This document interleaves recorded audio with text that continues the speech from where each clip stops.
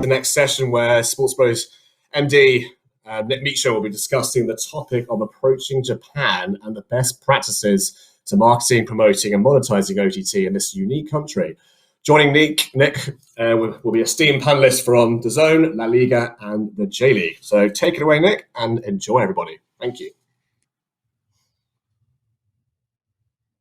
Thanks very much, Will. Look, great to be here with you all. Thoroughly looking forward to this session. Let's get straight into things. What I'll do to kick off is get our panelists to do a quick introduction of who they are and their roles within their organizations. And then we'll get into the more media conversation quickly from there on. So how about we start with Martyn? Could you jump in and give us a little quick snapshot as to who you are and what you do for DAZN?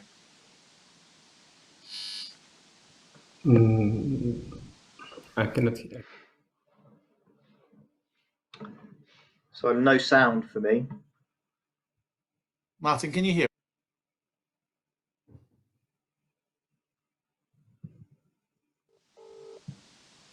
No, okay. I'm going to no sound.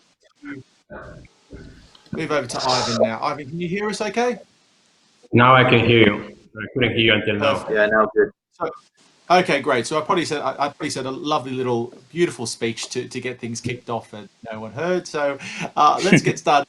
I'll do just quickly move straight into everyone doing a quick introduction of themselves and what they do within their businesses before we start getting into the media conversation. So how about we start with Ivan? Tell us what you're doing for LaLiga. Hi everyone, a pleasure to be here with all of you today. I'm the Managing Director for LaLiga in the regional office based in Singapore. We look after Southeast Asia, Japan, South Korea and Australia region. And basically our main remit is to bring LaLiga closer to all the different stakeholders in the region. Obviously the fans being the most important, but also we work very close with our broadcaster partners as well as commercial partners and all the different stakeholders in the region. Perfect. Hi, good morning and good afternoon, everybody. My name is Takeyuki. I'm a general manager from the global business company, the J.LEAGUE Inc. So my department obviously oversees all the international business, including broadcast, marketing, and promotion.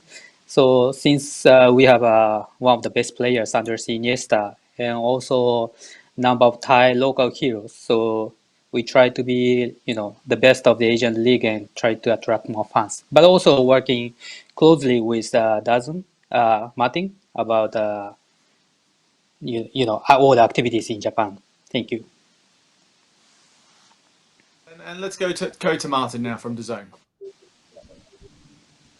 Yeah, hi, good evening, good morning to those in Europe. I'm Martyn Jones, so I'm the Executive Vice President for DAZN Japan, and have been with DAZN Japan pretty much since launch, the last 3.5 years of launching into one of our first markets.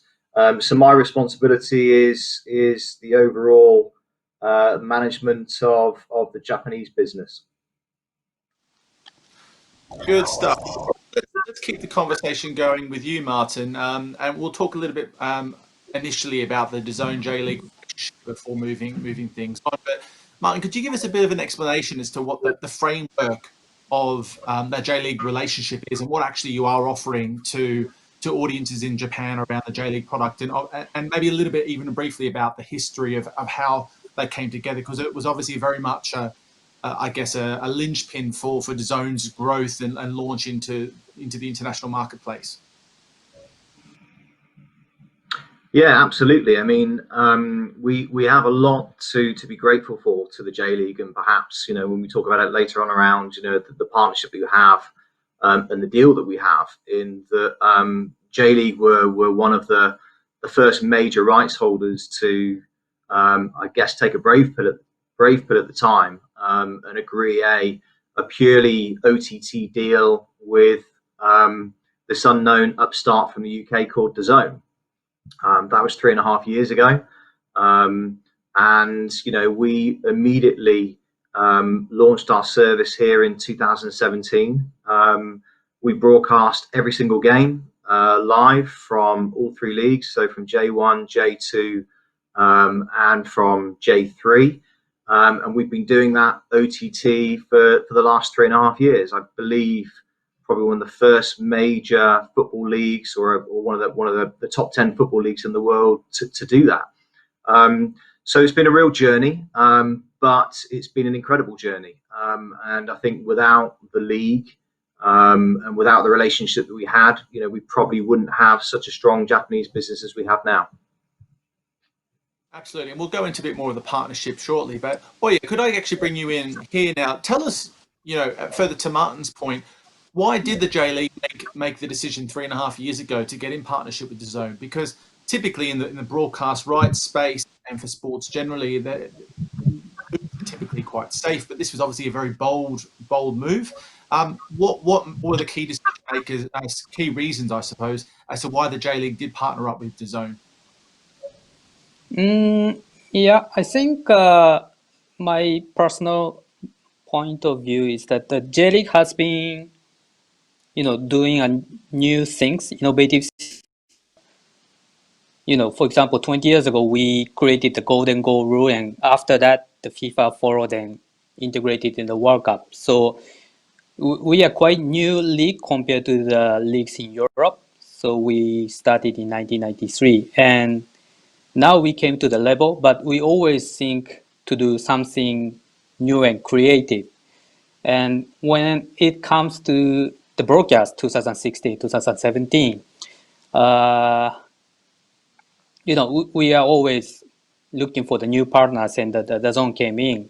At the time, everybody think the digital is the future, but I think that time nobody, really could shift 100% to DAZN, but I mean to the digital. But DAZN and us kind of agree the vision and the future, and started this new journey. So at the time, 2017, there were two biggest things we say. The first one is that it was a first big foreign investment to the Japanese domestic sports.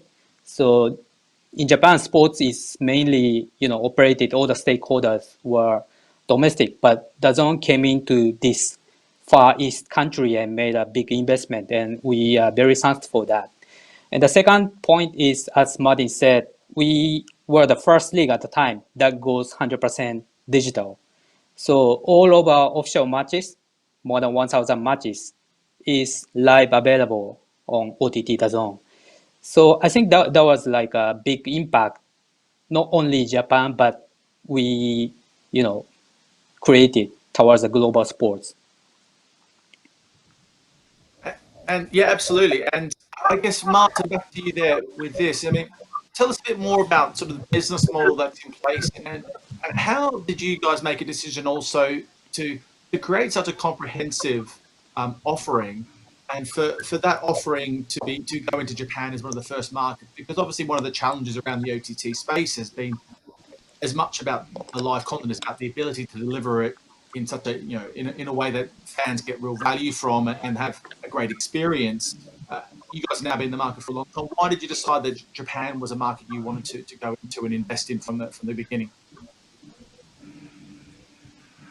I think at the time we obviously did a huge amount of due diligence prior to launching any of our original markets, and that was diligence into what the broadband infrastructure was like, whether there was a propensity to pay for content, and obviously also looking at what major rights were available at the time, and who was broadcasting them, whether that market was ripe for an OTT launch that could be sustainable over both the short term, but also that we could develop a model that over a period of time becomes very, very profitable.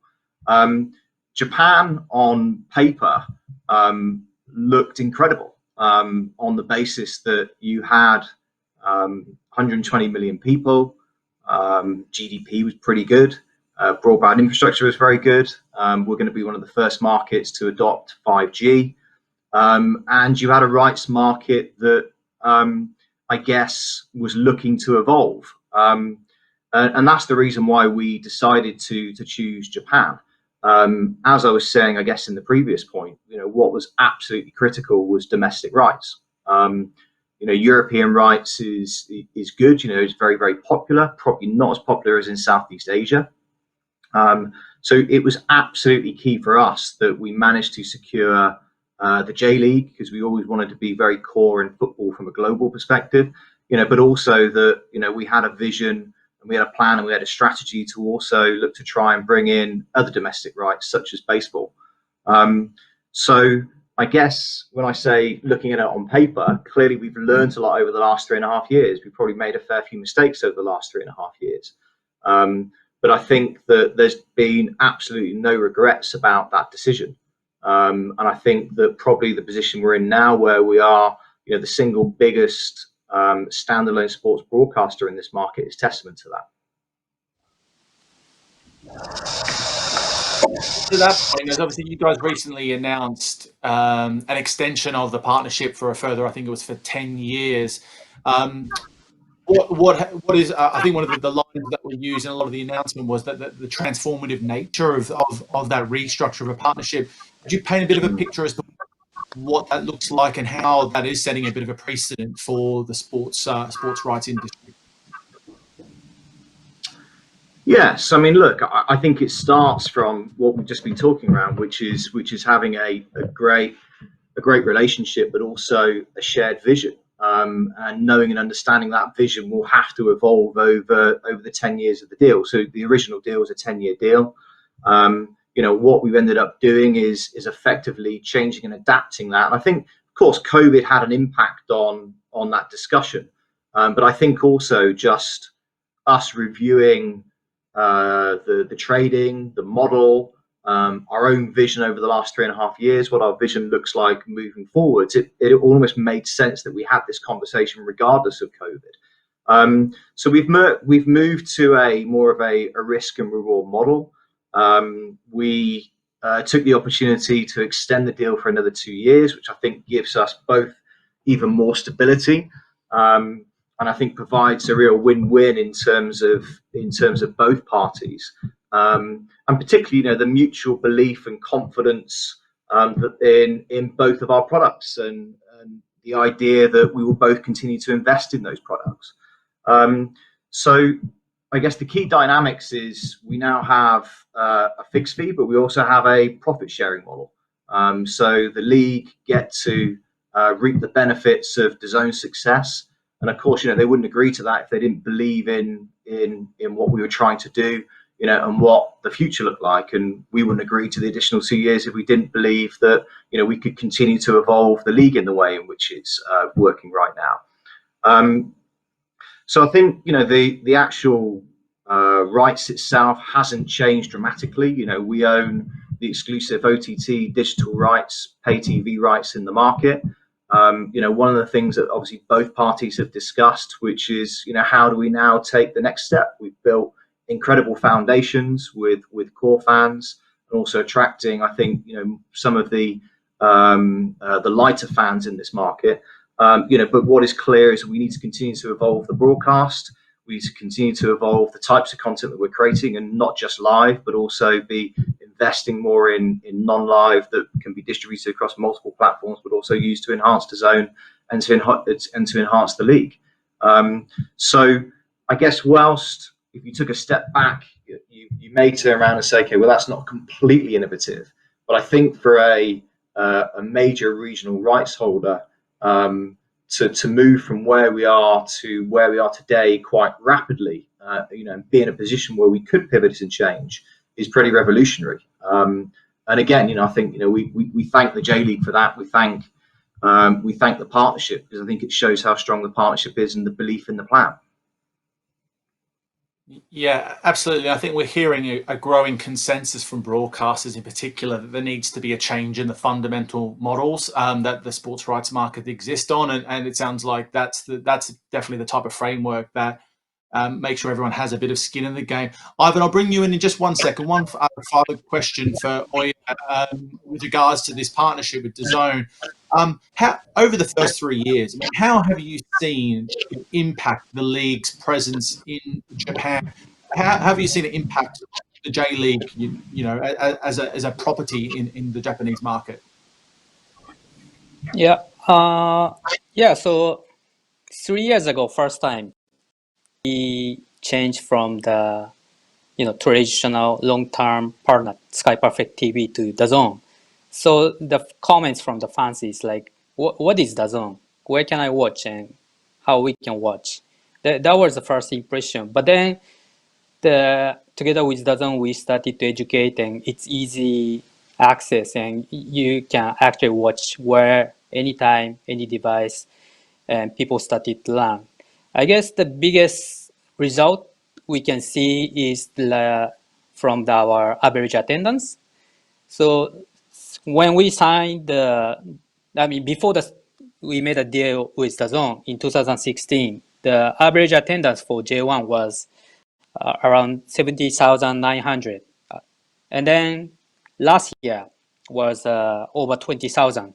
And over 20,000 was something that we were targeting for the last 5-6 years. And together with DAZN, we started to educate them how to watch. And what is good about OTT is that direct to consumer, so we can share the behavior of the consumers, and based on the data we do the right marketing campaign and the promotion. So I think we did the last 3 years step by step, did a good thing, and the results came out, and we can see the results from the average attendance now more than 20,000. That is, I think, compared to the European League, it's not that bad numbers. So we are phase of challenging and going to the next step, but then the COVID-19 happened. But as Martyn said, we restart the deal and going forward. Yeah, absolutely. We'll touch a bit more upon what we've done, what you guys have been doing through lockdown, and also how you're tackling and connecting with fans and content. But let's bring in Ivan now. Sorry to keep you waiting, but I wanted to get into a bit of detail there around that partnership. Now, again, talking about partnerships, LaLiga has now has a partnership in place with J.League to work together to grow the game of football holistically in both Spain and Japan, from what I understand. Ivan, could you tell us a bit more about what the framework of that partnership is like? Sure. Probably the most important to highlight here is that for us at LaLiga, one of the pillars that we base our strategy is the institutional relationships in each of the markets that we try to go in, right? So we signed our first ever MOU in this part of the world with the J.League over 3 years ago, and then we just actually extended the partnership with them. An MOU for us, the way we see it, is a communication channel where the information flows in both directions. Yes, we believe that we are the best league in the world, and we have the relevant expertise to share with some of our league partners across the world, but we also have a lot to learn from them, and especially when we go into a new market where we didn't have any knowledge about the market, right? So it's been a great relationship that it's been working really good in the past 3 years. We have been able to include in our discussions a lot of the different areas that both leagues we look after on the daily basis of the league management. And on top of that, we have a very strong important common partner that is DAZN. So for example, for us it was very important to also partner with the J.League to have a bit of a better understanding on how was this relationship that they have with DAZN. They were the first top league that signed a deal, a broadcasting deal on OTT. So for us it was also very important. And ever since, we've been able to develop a lot of different, collaborations. Sometimes actually looking at three-way, taking advantage of the existing relationship that both leagues have with DAZN. And we pretty much focus on pretty much everything that we work on a daily basis to run our leagues. So could you give us some tangible examples of what that relationship looks like? So what are some of those real things that you're doing with the J.League to grow the sport? And I guess also with some of those other institutional partners that you have in other markets as well. Yeah, absolutely.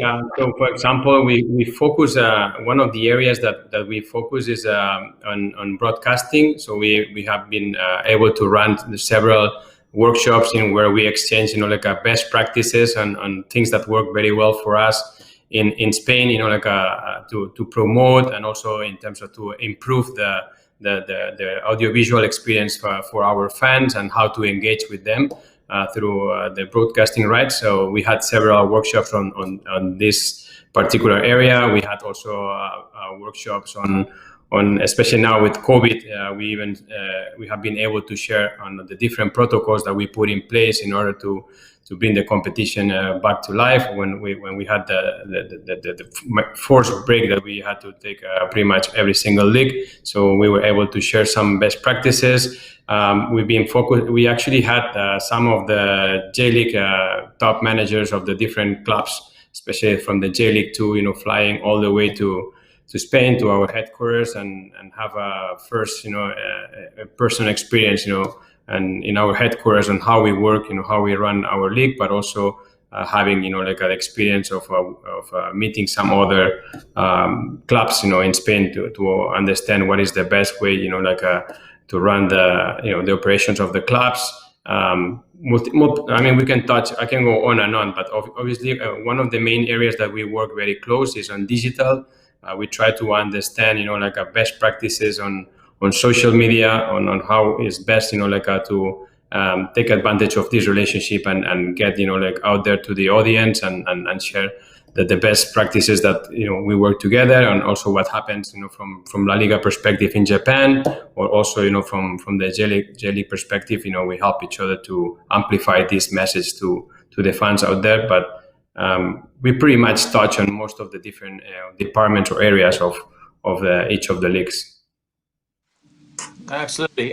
Oya, bringing you in here, I mean, how have you found the partnership with LaLiga working for you? And I understand you've done a couple of things like pre-season matches as well to bring the two leagues closer together. Could you tell us a bit more about how it's impacted it from your? Yes. So for us, La Liga is being like one of the best league in the world, and we haven't really had close direct communication before.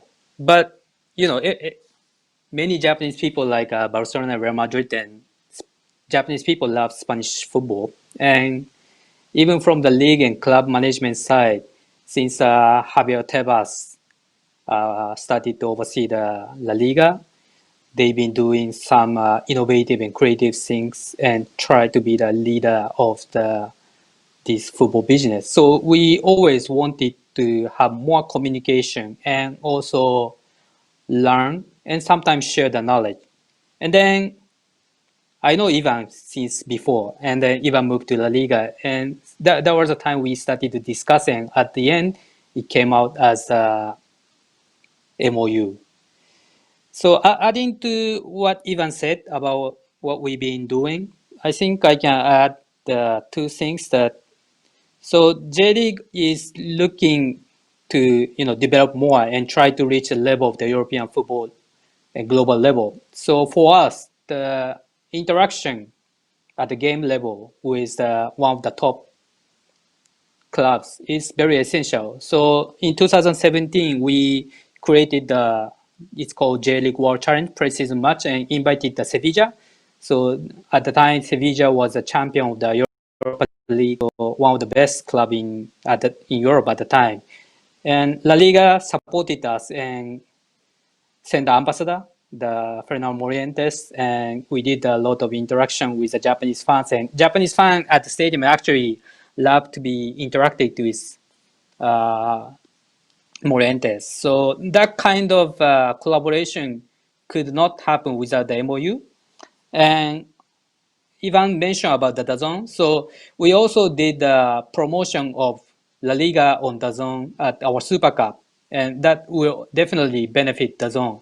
So we're always looking for, since we have a good same partner, DAZN, so not only between J-League and La Liga, but with DAZN, we can, communicate to the La Liga fans in Japan, and we can reach to them and try to bring them to J League and vice versa. So that kind of the idea is based of to me, and we always discussing what is the best next idea to do it.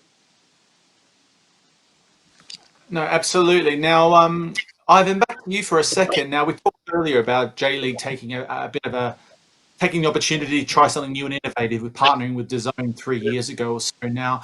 LaLiga hasn't been afraid of doing similar things in different markets. I think most notably would be the relationship with Facebook in India and also the launch of Liga TV. Can you tell us a bit more about those relationships, or why those decisions were being made fundamentally from the Liga's perspective? Yes, the Facebook deal with India was the first of its kind with a broadcast agreement. So we wanted to be able to get our matches out to the football fans there, and to develop football culture across the entire country. So broadcasting through Facebook it seemed to be a really good idea, and something that our office in India and our partners there claim to be the best move to do in that time in the market, and the time has proven that it was the right decision, because we have been able to increase drastically our fan base and our following in such an important market like India, but also the rest of the subcontinent in the south of Asia. And that has allowed us to have to increase our engagement with our fans in that particular area of the world. Fruit of that, we had opportunity to bring some of our clubs to play there. Girona played against the Kerala Blasters. We had also our first commercial partnership deal with Dream 11 signed a few months back, and we even had Rohit Sharma, one of the best, most recognized names in cricket, to become our first ever La Liga ambassador for the market. So definitely it was a very innovative and a very important move for us in that part of the world. In terms of LaLiga TV, LaLiga TV, for those who are not very familiar with it, is a 24/7 English TV channel. We have over 100 people back in Spain working on producing daily content to keep the fans engaged, and this is just an extra support that we bring into the picture for our broadcast partners, so they can have some insightful programs that can help deepen the understanding of the fans of the subscribers of the platforms, to understand better the competition. So it's something that we think is really helpful for people to for the broadcasters to keep the fans engaged, not only on the weekends during the games, but also during the entire week leading up to the match days. So some questions now starting to come in from the audience, and please, audience, please don't be afraid to send any further ones through. Ivan, I will ask you this one here from Jonathan Patterson, which asked the question, for non-Japanese, Japan-based events and rights holders, have you found any strategies that have worked well in engaging Japanese audiences, particularly when there are no Japanese players or teams involved with the event or the broadcast? Do you have any examples that you could share? Well, I must say that we are very lucky to have a very, very committed, fans in Japan.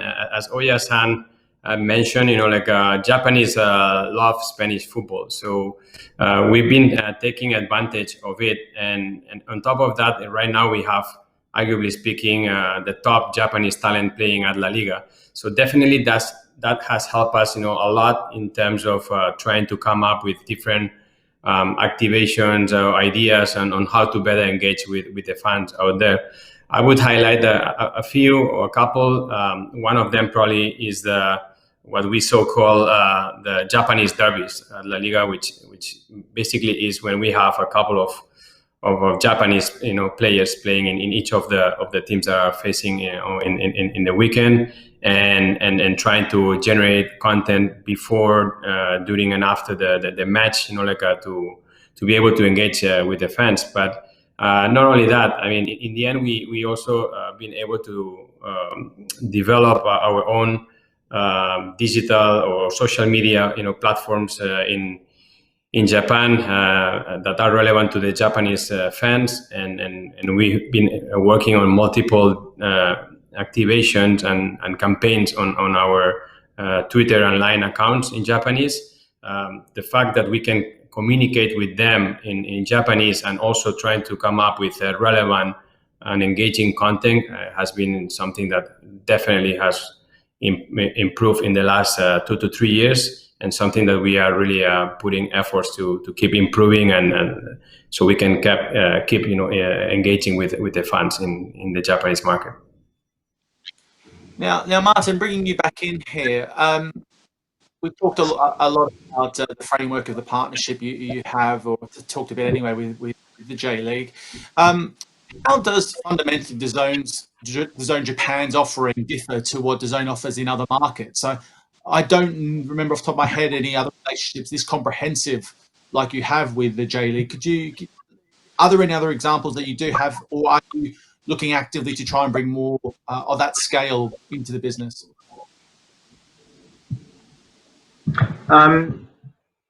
Yeah, I mean, Nick, you referenced our rights portfolio here, which is probably the most comprehensive we have in the world, possibly outside of Canada.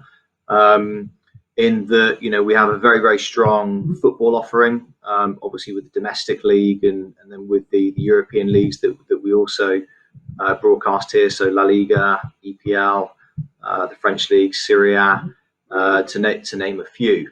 And then baseball is extremely strong. Baseball is probably the biggest sport in Japan, albeit we're working very hard with J.League and with football to try and build that even bigger. So I would say we're pretty well covered. We do look at what we do around the seasonal breaks, which is why we will acquire things like local B-League basketball here. And also why we double down in some instances with European football. So we continue to see, subscribers, particularly football subscribers, stick around during the winter break that we have here, which is from December through until February.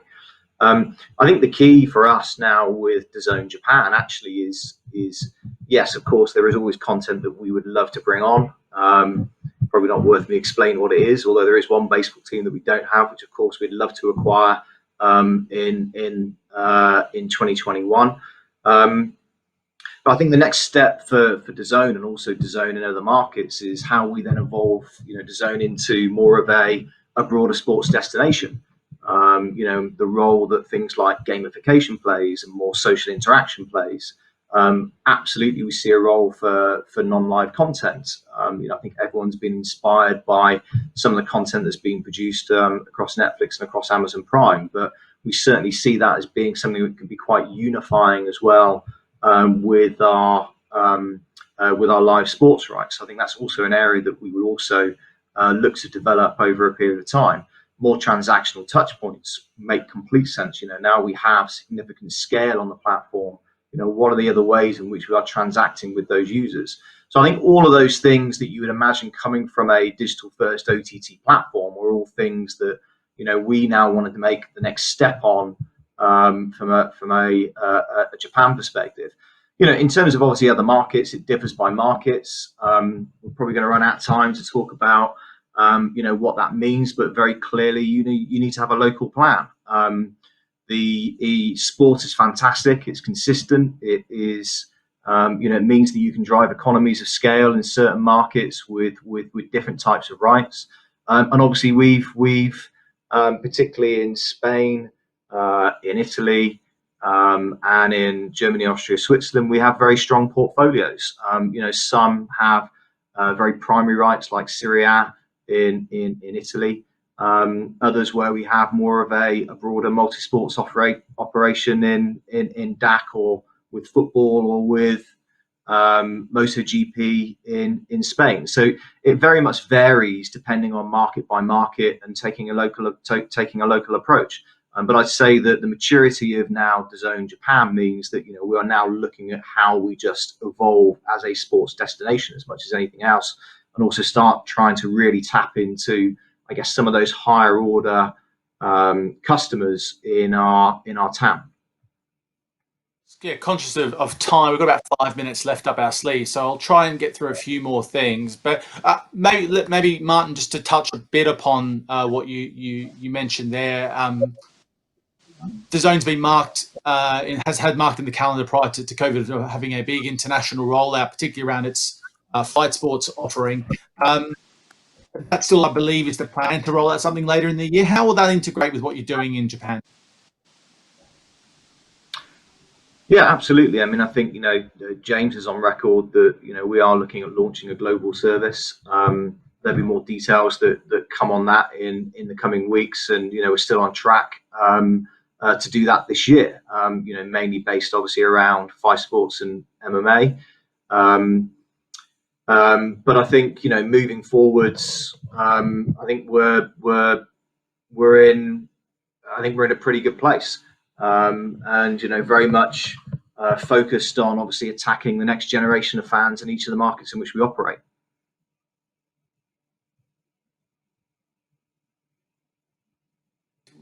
Realistically, you've been in the market now for 2 years. You're in a whole bunch of other markets. How far away? I guess in other markets, particularly for the existing more mature broadcast rights marketplaces that we have, they're quite mature. I think we've seen even declines in some of the values of media rights in certain Western markets. How far away do you think markets like Japan are away from sort of getting to a point where they're at peak in terms of consumption of live sports? I think that sport now, from an OTT perspective, I think particularly post COVID, but also in some very mature markets, is now mainstream. But we're definitely further behind in our life cycle versus entertainment and music. So I think on that basis, we think there's huge growth potential in not just in Japan, but I think in all of our markets. So that I would say is one of the main reasons why we've actually doubled down in those markets with the acquisition of the Bundesliga rights and the Champions League rights in DAC. Why we've extended our deal for J.LEAGUE in this market. And why we will continue to invest in other markets and launch the global service imminently. No, we think there's massive growth potential. Ivan, now talking about what you do, effectively, you see obviously quite a big region to try and grow the LaLiga business. And part of that LaLiga global network that has been in place now, looks like quite successfully for some time. What's the end goal? Like, what is the reason that you are investing a lot of time, effort, and resource into all these markets? Is it to grow the broadcast revenues? Is it more to do around the partnership opportunities, around sponsorship? Why are you guys investing so much time and effort into having a real meaningful presence in markets like Japan and across Asia? Well, I mean, I guess it's no secret to anyone that our main business is the distribution of the TV rights.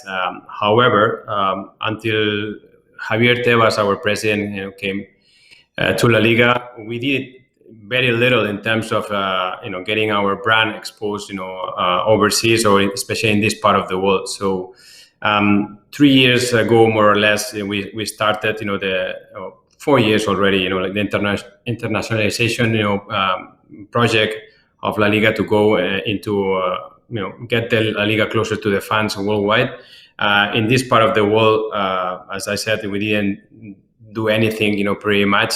So it was crucial, to make an impact from day one. So we wanted to be closer to, yes, our broadcasters, but also to the fans and to all the different stakeholders that we have in each of the markets. And we believe that the LaLiga Global Network project was the right way, to make that, impact, from day one. Now we have a network that give us, information or market, intelligence, like on at the right time, understanding exactly what happens, in every moment, and we can adjust to the different tendencies or opportunities that we can identify in the market. So having a network of 40 plus, delegates in different, strategic, parts of the world is something that right now is giving us an edge, compared to some of the other rights holders that we are competing. So something that we believe is the perfect move, to give us the position where we are now and to improve into an even better position in the next years to come. Cool. And I think I'm going to wrap up on this, maybe this final question, unless we have a bit more time. But and this will be a question I'll ask pretty much everyone, I think. We've got a lot of people in the audience that are a mix between Western countries and also Asian. What are some of the fundamental differences that you see from the way that sports is consumed from your sports or your business's point of view? So maybe starting with you again, just there, Ivan. Are there any fundamental differences that you think of that you say a fundamental difference between the way people are consuming and engaging with LaLiga in, say, Japan versus other Asian markets and Western as well? Sorry. Yeah, if I look at the region that we cover from Singapore, I would say that probably the main differences compared to the other markets is number one, we're talking about probably the most sophisticated market among all the markets that we look after here.